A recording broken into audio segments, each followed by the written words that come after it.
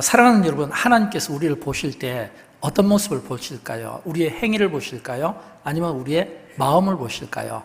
하나님께서 우리의 행위보다는 우리의 마음을 훨씬 더 보고 싶어 할 겁니다. 왜냐하면 성경에도 보면 나 여호와는 중심을 보느니라, 중심을 본다, 마음을 보신다라고 이야기를 하고 있잖아요. 성경에 보면 특별히 예수님께서 그 과부의 엽전 두 입을 이렇게 헌신한 그 내용을 이렇게 성경은 우리에게 보여주고 싶어 합니다.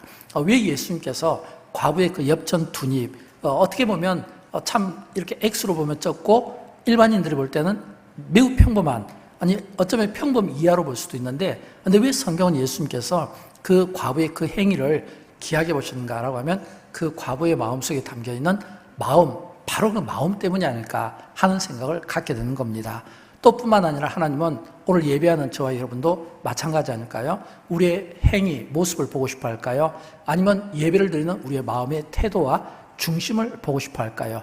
또 우리의 그 마음이 하나님을 기뻐하는지 아닌지 하나님은 그것을 살피면서 우리의 예배를 관찰하시지 않겠습니까?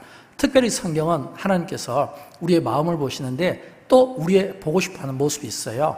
그 모습이 사무엘상 15장 22절에 보면 순종이 제사보다 낫고 이렇게 되어 있거든요. 순종이 제사보다 낫고. 그렇다면 우리는 이렇게 오버랩을 할 수 있잖아요. 하나님은 우리의 행위보다는 마음을 보고 싶어하고, 똑같은 마음이라도 어떤 마음, 하나님께 순종하는 마음을 하나님께서는 더 보고 싶어 하신다라고 하는 것입니다.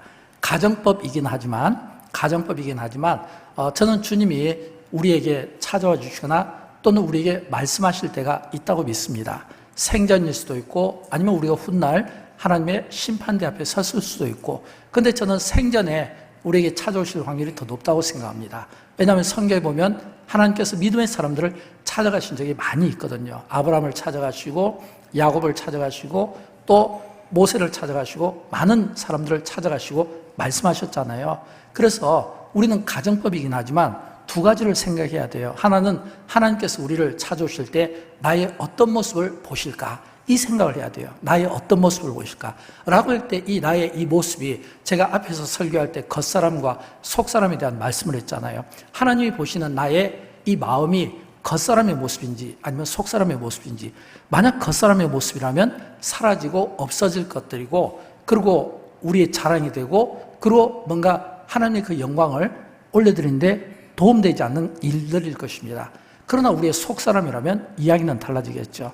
왜냐하면 우리의 속사람이 강건하다는 것은 어떤 의미냐면 영원한 것, 가치 있는 것, 중요한 것을 붙들고 계실 텐데, 그러면 주님이 한번 여러분 스스로 생각해 보십시오. 오늘 나의 어떤 모습을 보실까?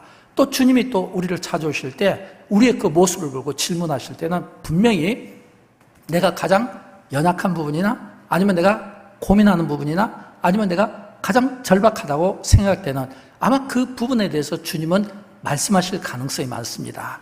너에게 무엇을 해주기를 원하냐? 라고 할 때 맹인의 경우는 보기를 원합니다. 또 뭐냐면 이 중풍병자에게는 일어나기를 원합니다. 또 귀신 들린 자에게는 귀신이 나가기를 원합니다. 이건 뭐냐면 전부 그들에게 가장 연약한 부분이잖아요. 여러분, 저는 우리가 신앙생활하면서 이런 연약한 부분들이 발견되지 않았으면 좋겠어요. 그러나 우리가 정직하게 우리의 내면을 보면 우리의 어떤 삶과 환경과 관계없이 우리는 연약함을 가지고 있습니다. 그리고 그 연약함을 놓고 지금 이 순간에도 눈물을 흘리고 있습니다. 지금 이 순간에도 신음하고 있습니다.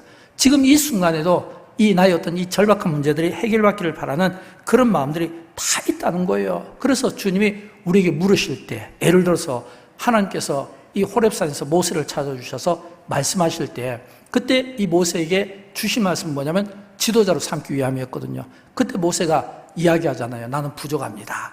나는 하나님 앞에 아무것도 아닙니다. 라는 그런 정직한 고백이 모세에게 있었던 것처럼 저에게도 있습니다. 저도 교회 목사로 제가 담임하고 있지만 저에게는 리더십이 부족하고, 또 저에게는 지혜가 부족하고, 또 저에게는 인내가 부족하고 많은 부족한 부분들이 있어요. 그러나 주님이 저에게 물으실 때 아마 저는 이렇게 대답하고 싶을 거예요. 주님, 저에게 가장 절박한 거, 가장 지금 저의 이 어떤 상태에서 제가 주님 앞에 정말 목말라는 것이 있다면 그는 영적 체험의 절박성입니다. 뭔가 이 영적 체험의 절박성입니다. 라는 이런 이야기를 저는 주님께 드리지 않을 수가 없는 겁니다. 여러분, 영광교회에서 신앙생활 하시는 여러분들은 아시겠지만 영광교는 제자훈련이 잘 준비되어 있습니다. 또 선교와 또 구제에 힘쓰고 있습니다. 또 교회 학교에 대해서도 나름 힘쓰고 있습니다.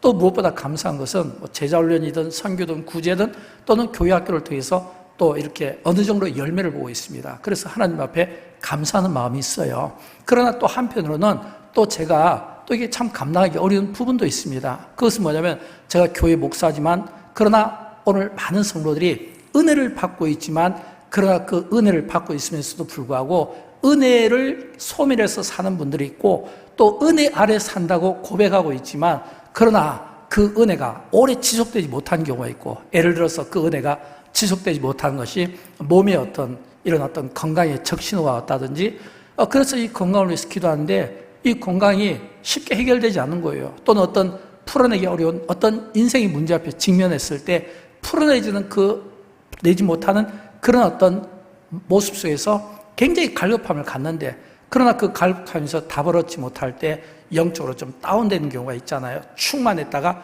다운되는 경우가 있고 또는 기쁨이 충만했다가 시험이 드는 경우도 있고 때로는 뭔가 이렇게 막 자신감이 넘쳐 있다가도 어느 한순간 어깨가 축 처지는 이런 연약한 모습들을 많이 보게 된다고 하는 것입니다. 그리고 그럴 때마다 굉장히 힘들어하는 그 성도들에게 제가 별로 도움이 되지 못한다는 생각을 갖기 때문입니다.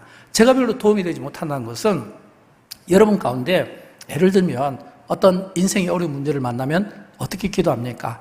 가끔씩 이렇게 새벽에 또는 밤에 기도할 때 보면 막 통곡을 하시는 분들이 있어요. 통곡을 하시는 분들. 엊그저께도 새벽 기도 때 어느 분이 막 통곡을 하시는 거예요. 계속 막 통곡을 하시니까 모든 분들이 다 기도하다가 기도가 멈춰지고 그분에게 막 향하게 되고 계속 막 6시가 될 때까지 막 계속 통곡을 하시더라고요. 아마 뭔가 그분에게는 피치 못할 그런 어떤 절박한 상황이 있지 않을까. 여러분, 우리가 어떤 문제, 인생의 어려운 문제 앞에 딱 직면하게 되면 우리는 둘 중에 하나를 선택합니다. 하나님 아니면 죽음이에요. 하나님 아니면 죽음이에요.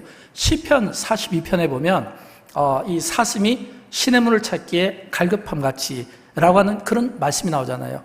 한번 상상을 해보십시오. 광야 한 벌판에서 신의 물을 찾기 위해서 사슴이 뛰어다닐 때 그 헐떡이는 그 모습을 한번 상상해 보십시오. 여러분, 인간이나 짐승이나 그 몸이 이 수분으로 되어 있기 때문에 물을 섭취하지 못하면 그렇게 오래 버티지를 못합니다.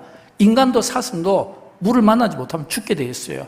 그러니까 이 사슴에게 이 신의 물은 어떤 의미냐면 사는 겁니다. 그러나 만나지 못하면 그 사슴은 죽는 거예요. 목말라서 죽는 거예요. 그러니까 그런 그 절박한 상황에서 기도할 때 어떤 기도겠습니까? 하나님, 나를 살려주시든지 아니면 나를 죽이시든지 결정해 주십시오 라고 하는 그런 그 간절한 그 기도를 하는 그분 앞에서 목사가 힘이 되지 못한다는 것은 그냥 제 욕심 같아서는 저는 그런 욕심이 좀 필요하고 그런 욕심을 좀 부리고 싶어요. 하나님, 저의 기도로 저 질병에서 어떤 분이 치유되고 회복시켜 주십시오. 하나님, 저의 기도를 통해서 어떤 분이 그처럼 절규하고 힘들어하는데 그 고통의 현장에서 그를 건져주십시오. 소생시켜 주십시오. 하나님, 저의 기도로 저분의 문제가 해결되게 해주십시오. 자녀의 문제를 해결받게 해주십시오. 그러나 현실은 그렇지가 못한 거예요. 현실은 이 목사의 기도가 이게 잘 안 되는 것 같아요. 그래서 제가 기도했을 때 그 기도가 열매를 맺으면 좋은데 그렇지 못할 때 갖게 되는 제 안에 있는 무능함 앞에서 저는 절망할 수밖에 없는 겁니다. 여러분은 그런 경우가 없을까요?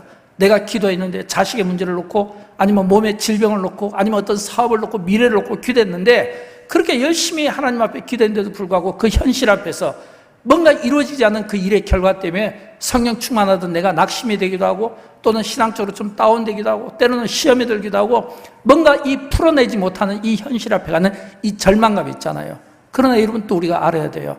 하나님이 인간을 창조하실 때 하나님께서 창조하신 그 인간은 하나님이 보실 때 가장 좋았습니다. 가장 좋았어요. 가장 기쁘고 좋았던 그런 인간입니다. 그런 인간이 죄를 범했을 때 하나님께서는 인간의 구원을 위해서 예수님을 이 세상에 내어주신 거예요. 예수님을 이 세상에 내어주셨다는 것은 우리를 예수님과 하나 되게 만든 겁니다. 그래서 예수님이 우리의 죄를 대신하여 고난받으셨고 우리의 죄값을 십자가의 그 형벌로 갚아주신 거예요. 그래서 우리는 주님과 하나가 된 거예요. 또 우리에게 성령을 주셨어요. 성령을 주신 것은 우리가 믿음의 사람답게 믿음의 사람으로서 성령의 인도하심을 통해 매일매일 우리가 살아가면서 어떤 짓는 죄에 대해서, 어려운 문제에 대해서, 유혹에 대해서 이런 것들을 차단시키고 이겨낼 수 있도록 우리에게 성령을 주시고 날마다 우리에게 이 성령과 함께 기도하게 만드시는 겁니다. 그러니까 사실은 성령이 우리를 위해서 하시는 일이 너무 많은 거예요. 그러나 결과적으로 놓고 보면 그럼에도 불구하고 우리는 또 넘어지는 겁니다. 연약해서 또 쓰러집니다. 또 우리는 시험의 자리에 또 들 수밖에 없는 겁니다. 이게 뭐냐면 우리의 연약함이라는 거예요. 왜 이런 연약함이 생길까? 왜 이렇게 연약함? 하나님은 우리 인간의 완전한 구원을 위해서 이미 예수님을 우리에게 내어주심으로 다 인간의 구원을 완성시켜 주셨는데 성령을 통해서 이미 충분히 우리에게 은혜의 삶의 자리로 우리를 초대해 주셨는데 그럼에도 불구하고 왜 넘어지는가라는 것입니다. 여러분, 하나님께서 우리에게 기도를 주실 때 이 기도는 어떤 의미겠습니까? 이 기도는요, 하나님은 완전하신 분이에요. 하나님은 전능하시고 전지하신 분입니다. 전능이라는 것은 능치 못할 일이 없다는 것이고 전지하시다는 것은 모르는 것이 없다는 거예요. 다 아시는 하나님이세요. 그런 능력의 하나님. 그러나 우리는 뭐예요? 약합니다. 인간은 한없이 약해요. 그래서 한없이 약한 인간에게 하나님께서 주신 은혜의 수단 가운데 하나가 뭐냐면 기도예요. 왜냐하면 하나님은 우리의 이 기도를 통해서 비록 약하지만 전능하신 하나님 앞에 우리가 간구하고 기도함으로 말미암아 우리의 그런 연약한 부분들이 보완되기를 원하신다라는 것입니다. 그래서 우리가 하나님 앞에 기도하는 거예요. 그럼 여러분, 우리의 기도가 하나님 앞에 어떻게 드려져야 될까요? 주님이 저에게 저의 모습을 보신다면 정말 우리의 모습이 겉사람인지 속사람인지, 또 주님이 우리에게 질문하실 때 가장 약한 부분을 가지고 질문한다면 여러분 어떻게 그 질문 앞에 대답하겠습니까? 만약 주님이 예배 가운데 또는 기도 가운데 저에게 만약 말씀하신다면 저는 이렇게 이야기하고 싶어요. 주님, 제가 이 성령의 이 능력이 사라지지 않도록 해주십시오. 주님, 제가 성령의 이 기름 부으심이 약해지지 않도록 해주십시오. 여러분, 이런 이 기도가, 이런 이 기도의 소원이 욕심입니까? 또 제가 이렇게 주님, 성령의 능력이 사라지지 않게 해주십시오. 주님, 성령의 그 기름 부으심이 내 인생 가운데 사라지지 않게 해주십시오. 이게 저의 욕심입니까? 이런 기도는 저뿐만 아니라 저와 여러분 우리 모두가 우리가 주님 앞에 이런 기도를 드릴 수 있어야 된다는 것입니다. 왜일까요? 우리가 정직하게 표현하면 우리가 교회 앞에 나와서 우리가 하나님 앞에 예배 드릴 때 예배드리는 이 모습을 보면 그리스도인입니다. 그리스도인이에요. 예배드리는 이 모습을 보면 이거는 진짜 기가 막힌 믿음의 사람들인 겁니다. 그러나 교회 밖에 나가면 또 불신자의 어느 사람처럼 행동하는 또 우리의 그 모습을 보면서 우리는 이렇게 이야기하잖아요. 아유, 마음은 원인데 육신이 약해서. 아유, 마음은 원인데 육신이 약해서. 여러분, 마음은 원인데 육신이 약해서 이 이야기는 교회 안에서 은혜 생활에 충만했던 내가 교회 밖에 나가면서 육신의 이 삶을 육신과 함께 살아들임으로 말미암아 연약해서 또 넘어지는 거예요. 그러면서 아우, 마음은 원인데 육신이 약해서. 이런 분들의 특징이 있어요. 어떤 특징이냐면 명목상 그리스도인인 겁니다. 이런 분들의 특징은 명목상 그리스도인들이고요. 이런 이 명목상의 이 그리스도인들은 예배 시간에 지루함을 느끼기도 하고 찬양하더라도 감동 없이 할 수 있고, 또는 우리가 봉사를 하더라도 그러나 이 봉사가 기쁨과 감사보다는 어떤 의무로 할 수도 있는 거예요. 그러나 봉사를 하더라도 만약 의무로 한다면 이거는 힘든 이 봉사가 되지 않겠는가라는 것입니다. 사랑하는 여러분, 저는 우리 가운데 그런 분이 없기를 바라지만 혹시라도 우리 안에 아직 겉사람이 남아있다면, 겉사람의 속성이 남아있다면, 혹시라도 우리가 하나님 앞에 이런 성령의 이런 기름 부으심과 이 능력이 있음에도 불구하고 만약 내가 마음은 원인데, 내가 마음은 성령 충만하고 싶고 내가 마음으로는 성령의 기름 부으심 속에 날마다 나의 삶이 인도함 받고 싶은데, 그러나 그렇지 못한 나를 보면서 나는 마음은 그런데 육신이 약해 라는 이런 명목상 이런 그리스도인들이 있다면 오늘 이 시간 성령께서 저와 여러분의 삶을 조율하고 교정시켜 주셔서 우리 모두가 성령이 충만한 삶을 살 수 있기를 원하고 성령 충만함을 기도로 구할 수 있는 믿음을 갖게 되기를 주님의 이름으로 축원드립니다. 오늘 본문 말씀이 그 말씀이에요. 오늘 본문 말씀 우리 같이 읽어보도록 할까요? 너희가 악할지라도 좋은 것을 자식에게 줄 알거든 하물며 너희 하늘 아버지께서 구하는 자에게 성령을 주시지 않겠느냐? 아멘. 여러분, 지금 예수님께서 구하는 자에게 성령을 주시지 않겠느냐라고 했을 때 저는 이 말씀에서 한 세 가지를 여러분에게 말씀을 드립니다. 첫째는 구하는 자에게 성령을 주시지 않겠느냐라는 이 말은 우선순위입니다. 조금 전에도 제가 기도에 대해서 말씀드렸지만 여러분, 우리의 기도가 어디에 초점이 맞춰져 있습니까? 자신의 문제입니까? 가정입니까? 아니면 환경의 문제입니까? 일터와 직장의 문제입니까? 저는 이런 기도가 반드시 필요하다고 생각해요. 부인하는 게 아니에요. 그러나 우리의 기도를 조금 더 성숙하게 그 우선순위를 정할 때 성령의 이 충만함, 성령의 이 능력, 이런 성령의 이 인도하심, 이런 이 기도를 우리가 드릴 수 있어야 된다는 겁니다. 왜냐하면 우리가 성령을 구하고 성령의 이런 충만함을 구할 때 우리의 속사람은 강건해지는 것이고, 우리의 속사람이 강건하다는 것은 속사람이 약하면 넘어지기 쉬워요. 불평과 원망이 많아요. 그리고 뭔가 이 죄의 어떤 유혹에 사로잡힐 수가 있어요. 그러나 속사람이 강하다는 것은 예배 생활에 충만, 기도 생활에 충만, 예수로 충만한 삶이기 때문에 속사람이 강하다는 것은 웬만한 문제는 끄떡하지 않는 그런 영적 상태를 유지할 수 있다는 거예요. 그래서 우리는 똑같은 기도를 드리지만 우리의 기도가 어디에 초점이 맞춰야 되냐면, 나는 약하지만 하나님은 강하시잖아요. 그러니까 이 하나님의 이 강하신 이 능력을 내 것으로 만들기 위해서 우리는 이런 기도가 필요해요. 하나님, 우리에게 성령의 충만함을 주십시오. 성령의 능력을 주십시오. 성령의 기름 부으심을 주십시오. 오늘도 이 예배 가운데 주님이 나를 만나주시고 내가 또 한 번 말씀 속에서 성령을 체험하는 이런 역사를 경험하는 시간을 허락하여 주옵소서라고 하는 이런 기도의 우선순위가 바뀔 수 있기를 주님의 이름으로 축원드립니다. 그 다음에 두 번째는 구하는 자에게 성령을 주시지 않겠냐, 이 이야기는 우리의 필요가 기도 안에 다 들어있다는 겁니다. 여러분, 오늘 우리가 읽었던 이 누가복음과 똑같은 본문이 마태복음에 나와요. 근데 마태복음과 누가복음이 똑같은 내용의 똑같은 구하는 자에게 주시는 그 결론인데 약간 차이가 있습니다. 마태는 직업이 세리잖아요. 공무원 출신이거든요. 그러니까 그는 논리적으로 그의 그 사고를 동원해서 우리가 하나님 앞에 기도하면 구하는 자에게 좋은 것을 주시지 않겠냐, 좋은 것이라는 표현을 쓴 거예요. 근데 누가는 여러분 아시는 바와 같이 직업이 의사입니다. 누가는 직업이 의사니까 자연히 의사라고 하는 그런 직업적 특성상 좀 더 세밀하게 관찰하고 깊게 보니까 이 구하는 자에게 주신 이 좋은 것이 바로 성령이었구나 라고 하는 것을 깨닫게 된다는 것입니다. 그래서 구하는 자에게 성령을 주시지 않겠느냐, 이 이야기는 기도하는 사람에게 가장 좋은 것이 성령이라는 것을 오늘 성경은 우리에게 들려주고 싶어 하는 겁니다. 저는 우리의 그 기도 가운데 많은 필요들이 있겠지만, 그러나 그 필요가 더 효과적으로 더 능력 있게 채워지고 응답을 받으려면 반드시 우리의 기도에 뭐가 붙어야 되냐면 성령의 능력이 붙어야 되는 거예요.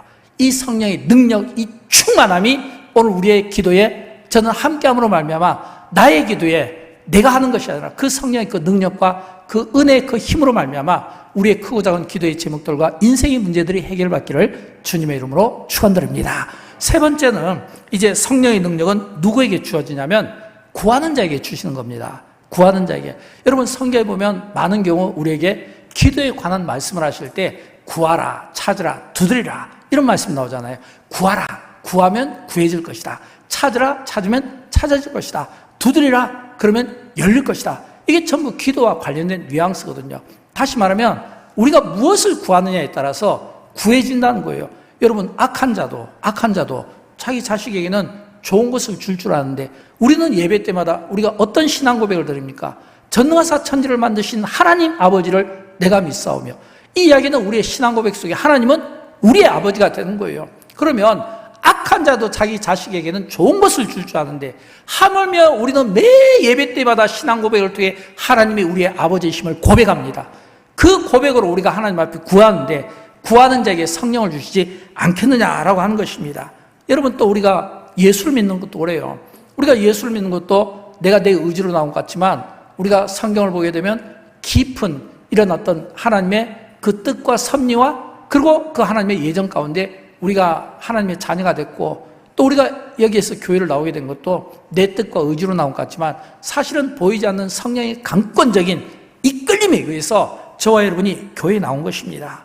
그래서 우리 그리스도인들은 우리가 살아갈 때 내가 사는 것이 아니라 바울의 고백처럼 내 안에 계신 그리스도께서 사시는 것을 날마다 우리가 고백하며 증명하며 살아갈 수 있어야 된다는 겁니다. 그러기 위해서는 어떻게 해야 될까요?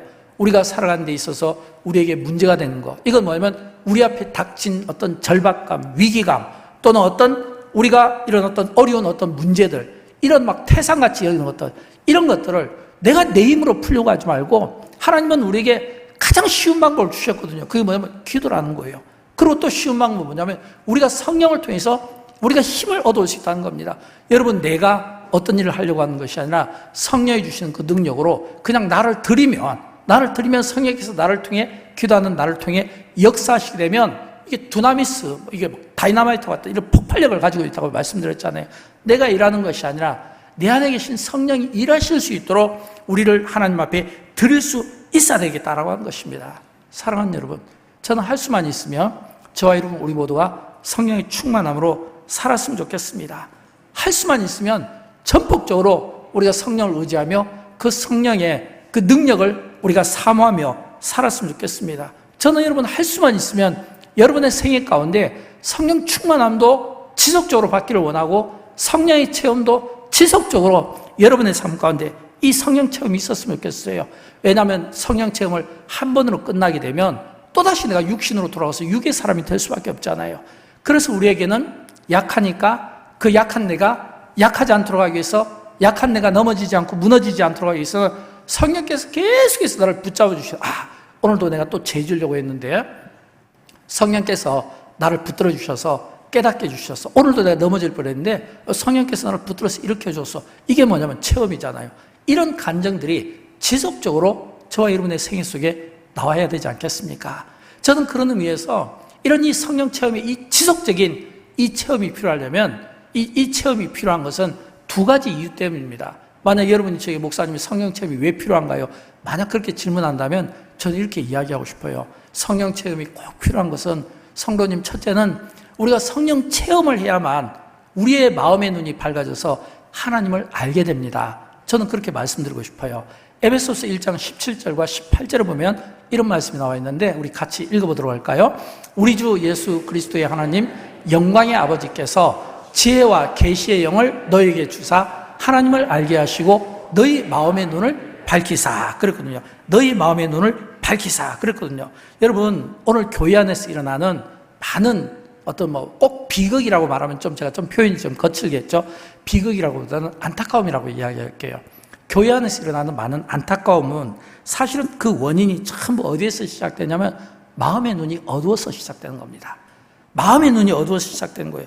여러분, 우리가 교회 생활을 아무리 많이 해도, 우리가 교회에서 좋은 직분을 가지고 있어도, 우리가 교회에서 어떤 좋은 위치를 선점하고 있어도 절대 그것이 우리의 구원을 결정짓는 것이 아니고, 절대 우리가 교회에서 어떤 오랜 어떤 깊은 신앙생활하고 어떤 계급적인 요소를 가지고 있다 하더라도 그것이 우리의 마음의 눈을 밝히는 것은 아니에요.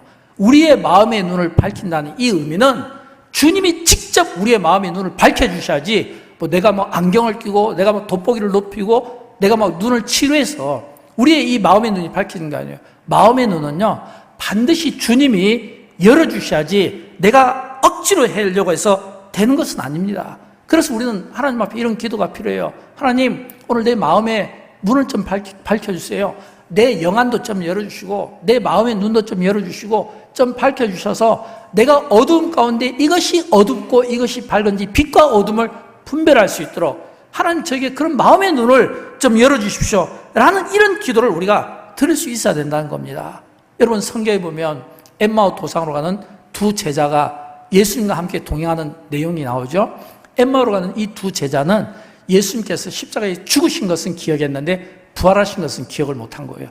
죽으신 것만 기억한 거예요. 그러니까 이제 체념하고 이제 예수님이 없는데 우리는 어떻게 살아야 되는가, 그런 세상 일로 걱정하며 땅만 보고 엠마오 길로 향하고 있었는데 그때 예수님께서 그 옆에 계셨거든요. 옆에서 하나님의 말씀을 하나하나 풀어주십니다. 그래서 그들의 가는 길을 다시금 돌이켜줍니다. 근데 여러분 아십니까? 그들이 언제 눈을 뜨게 된 줄 압니까? 언제 그들이 주님이 주님인 줄 알게 된 줄 아십니까? 그것은 성경에 보면 나오는데 바로 그 누가복음 24장 30절부터 31절에 그 제자들과 함께 어떤 일이 있었는지 우리 같이 읽어보도록 할까요? 그들과 함께 음식 잡수실 때 떡을 가지사 축사하시고 떼어 그들에게 주시니 그들의 눈이 밝아져 그인 줄 알아보더니 그랬거든요. 그들과 함께 음식을 잡수실 때 떡을 떼어 가지사 축사하시고 떼어 그들에게 주시니 그 다음 뭐라고 하냐면 그들의 눈이 밝아졌다 이랬거든요. 여러분, 그들의 눈이 밝아졌다는 이 이야기가 원어 성경에 보면 시제가 수동태로 되어 있어요. 시제가 수동태로 되어 있다는 것은 어떤 해석이 필요하냐면 이런 해석이 필요해요. 그들의 눈이 밝아져. 이걸 예수님께서 그들의 눈을 밝게 하셨다, 이런 뜻이에요. 예수님께서 그들의 눈을 밝게 하셨다, 이런 뜻이에요. 밝게 하셨다. 제가 어제 이제 킹 오브 킹스를 한 번 더 봤습니다. 두 번째 봤거든요. 사실은 토요일이라 제가 시간적으로 좀 도저히 안 됐는데 제가 저희 자녀들과 함께 보기 위해서 시간을 맞추다 보니까 어쩔 수 없이 토요일 날 오전이었어요. 제가 처음 봤는데 두 번을 보니까 거기에 이런 내용이 나오더라고요. 예수님께서 앞을 보지 못하는 맹인이 앉아있고 구걸하는 그 모습을 보았을 때 다가가서 내가 무엇 하여 주기를 원하냐. 그럴 때 맹인이 보기를 원합니다. 예수님께서 우리에게 질문하실 때는 반드시 우리가 가장 목말라는 부분을 질문하시다고 말씀드렸잖아요. 맹인이 보기를 원합니다. 그때 예수님께서 딱 손에 손가락으로 이제 그 애니메이션 그 작가가 다 이렇게 표현할 때 눈을 이렇게 만지면서 이제 그리고 손가락을 떼니까 탁 맹인이 눈을 뜨더라고요. 굉장히 감격할 때 예수님께서 이야기하시더라고요. 말하지 마라. 아무에게도 말하지 마라. 말씀하고 가라고 내보냈거든요. 그런데 이제 맹인이 눈을 뜨니까 옆에 사람들이 모이면서 누가 너를 눈을 뜨게 했냐라고 했을 때 이 맹인이 예수님께서 아무에게도 말하지 말라고 하니까 말 안 했어요. 그냥 뒷걸음을 쳤어요. 근데 이 뒷걸음 칠 때 이 맹인이 그 시선이 계속 그 군중 속에 있는 예수님께 향하고 있더라고요. 그 시선이 계속 예수님께, 아마 애니메이션 작가가 나름 아마 그 점을 생각을 했던 것 같아요. 그러니까 그 시선을 주님에게서 떼지 못하고 계속 이렇게 가더라고요. 왜냐하면 그 눈을 뜨게 해주신 분이 예수님이시고, 그리고 그 예수님이 눈을 뜨게 해주시니까 비로소 그가 본 게 뭐냐면 예수 그리스도를 보게 되었다는 거예요. 저는 여러분 가운데 그런 분이 없기를 바라지만, 혹시라도 우리가 어둠에 사로잡혀 있을 수 있고요, 혹시라도 우리가 굉장히 믿음 생활을 잘하고 열정적으로 한다고 하지만 뭔가 우리가 잘못된 어떤 부족한 이런 길을 걸어갈 수가 있어요. 없기를 바라지만, 혹시라도 내가 뭔가 어둠에 사로잡혀 있다든지 기도가 막혔다든지 어떤 인생의 어떤 어려운 문제로 인해서 고민하고 있다든지, 아니면 뭔가 앞이 보지 못하는 이런 뿌연 이런 안개 속에서 내가 사경을 헤매며 갈 바를 알지 못하고 방황하고 있다면, 저는 주님이 그 맹인을 찾아오신 것처럼, 주님이 엠마오의 그 도상으로 걸어가는 두 제자를 찾아오신 것처럼 주님이 여러분을 찾아와 주시고, 주님이 이 순간 여러분을 만나 주시고, 주님이 친히 우리의 죽을 영을 살리시는 그 능력을 행하신 것처럼 오늘 계시의 영으로 우리에게 말씀으로 주심으로 말미암아 우리가 주님을 말씀을 통해 제대로 볼 수 있는 이런 안목이 열리기를 주님의 이름으로 축원드립니다.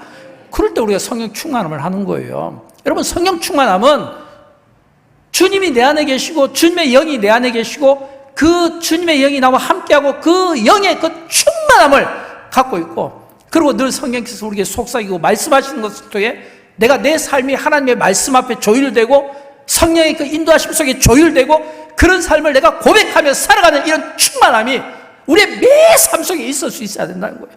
그럴 때 우리는 조지 뮬러처럼 우리가 5만 번의 기도 응답을 받았던 것처럼 우리가 5만 번의 우리가 주님과 함께 동행하는 이 기쁨과 이 감격 속에 우리가 살아가고 있다는 것을 우리가 세상에 증명하며 살아들 수 있다라고 하는 것입니다. 사랑하는 여러분, 오늘 기독교의 핵심이 어디에 있습니까? 기독교의 핵심은 우리가 예수를 믿는 겁니다. 예수님이 우리를 찾아와 주셔서 우리의 죽을 몸을 살리시는 분이 예수 그리스도고, 예수 그리스도께서 우리에게 찾아와 주셔서 나는 할 수 없는 일을 주님은 친히 그 일을 역사하심으로 말미암아 맹인의 눈을 떠준 것처럼, 또는 안전뱅이를 고쳐주신 것처럼, 또는 귀신을 쫓아내주신 것처럼 그런 능력을 행하시는 그 주님을 믿는 게 이게 기독교의 핵심이고, 한 걸음 더 나가서 또 이 기독교의 핵심은 어디에 있습니까? 오늘 주님이 우리의 이 죽을 영을 살려서 주님을 주님으로 보는 거예요. 저는 여러분, 우리가 시시하게 이 세상을 보고 이 시시한 것들에 마음 빼앗기기보다는 우리가 주님을 정확히 볼 수 있도록 주님이 그들의 눈을 밝혀주신 것처럼 성령께서 친히 여러분에게 찾아주셔서 안수해 주시고 기도해 주심으로 친히 성령께서 우리의 눈을 밝혀주심으로 우리가 예수 그리스도 주님, 영광의 그 주님을 우리가 보며 영광의 그 주님과 함께 신앙생활하는 기쁨이 있기를 주님의 이름으로 축원드립니다.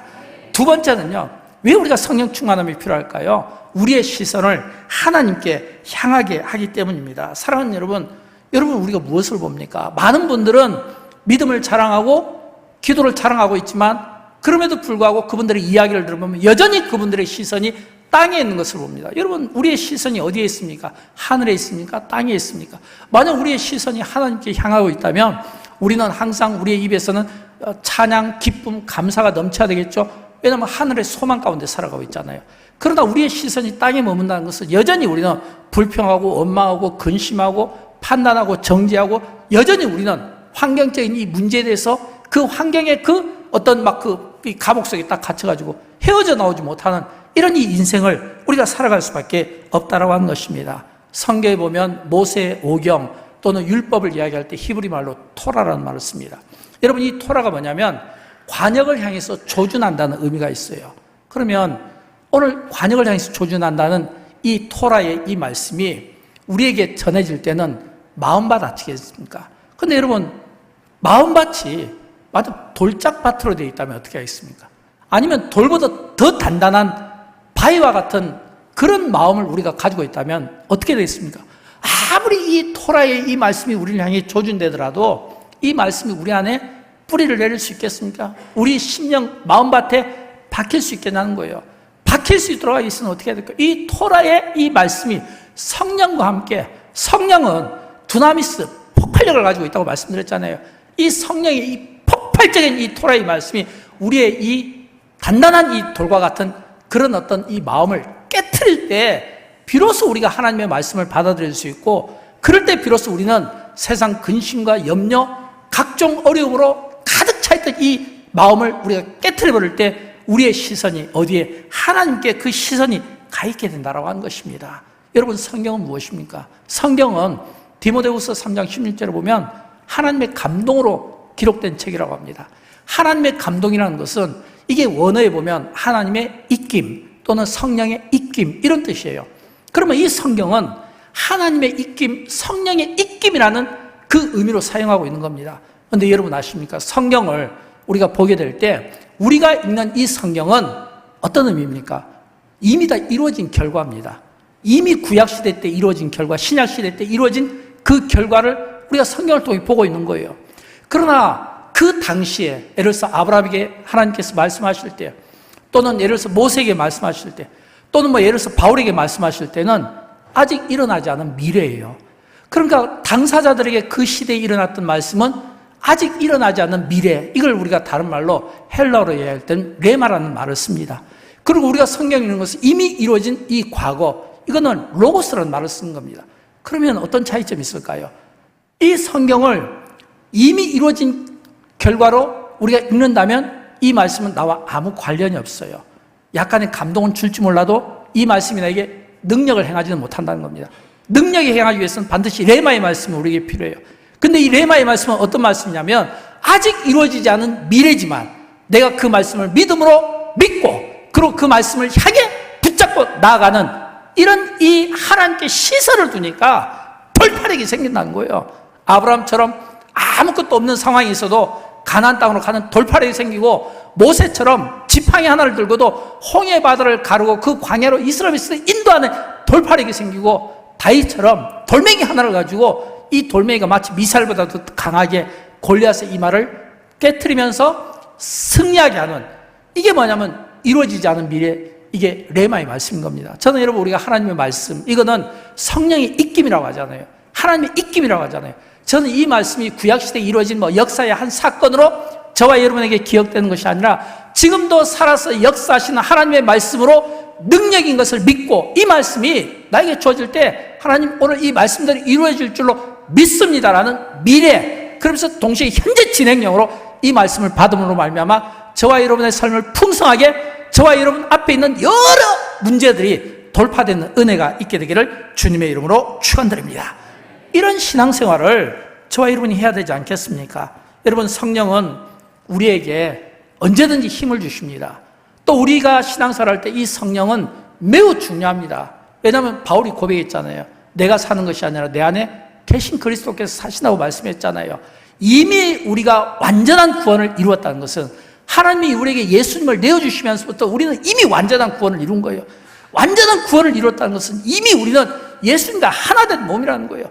우리에게 성령을 주심으로써 이미 그 성령의 그 은혜가 우리 속에 있으므로 우리는 이미 완전한 구원을 이뤘는데도 불구하고 여전히 우리는 이 현재를 보고 땅을 보고 세상을 보면서 그 염려와 그 근심 때문에 오늘도 무너지고 오늘도 또 실패하고 오늘도 또 뜻대로 되지 않는 그런 내 자신을 보면서 한심할 그런 생각을 가질 때가 참 많다는 겁니다. 그럴수록 우리는 어떤 생각을 해야 되냐면 이 토라의 이 말씀이 내 안에 뿌리를 내리도록 하기 위해서는 계속해서 성령을 쫓는 것이 중요해요. 성경에 보면 갈라디아서 5장 16절 말씀이 나오는데 우리 같이 한번 읽어보도록 하겠습니다.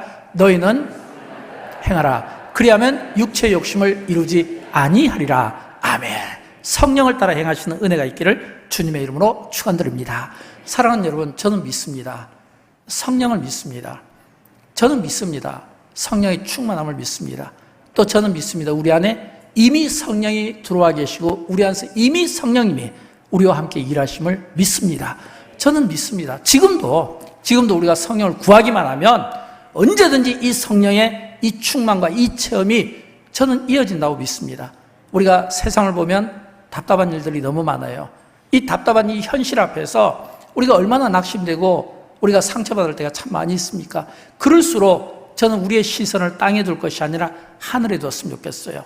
저는 지금 여러분에게 성령 시리즈를 가지고 말씀을 드리는 거예요. 저는 성령 충만함을 지금 여러분에게 말씀드립니다. 제가 첫 번째 우리에게는 성령 충만함이 필요하다고 말씀드렸어요. 두 번째는 이 성령 충만함을 유지하는 것이 중요하다고 말씀드렸습니다. 세 번째는 이 성령이 충만하면 우리 안에 속사람이 강건해진다고 말씀을 드렸습니다. 네 번째는 속사람의 삶을 살아야 된다고 말씀드렸습니다. 속사람의 삶을 산다는 것은 어떤 의미냐면 우리가 성령 충만 그리고 말씀 충만, 예배 충만으로 사는 거예요. 그러나 더 한 가지 여기 하나를 또 추가하면 성령 체험이 또 필요해요. 왜냐하면 우리가 충만도 중요하지만 성령께서 매 순간순간 나를 통제하고 계신다는 것을 혹시 경험해 보신 적 있습니까? 성령께서 매 순간순간마다 여러분에게 기도를 통해서 말씀을 통해 또는 지도자를 통해서 우리에게 들려주신다는 그런 생각들을 해보신 적이 있습니까? 여러분 예를 들어서 이 아파트에 사시는 분은 아시겠지만 딱 문만 열으면요 센서가 작동이 됩니다. 센스티브하게 문만 열으면 조그만 물체가 움직여도요 이게 바로 불이 들어와요. 조그만 몸을 틀어도 불을 들어와요. 이건 뭘 뜻할까요? 이렇게 조그마한 전등 하나도 이 인간의 이 몸의 움직임에 따라서 굉장히 이 센서가 작동이 빠르거든요. 그런 것처럼 우리가 이 성령에 대해서 좀 민감할 필요가 있어요.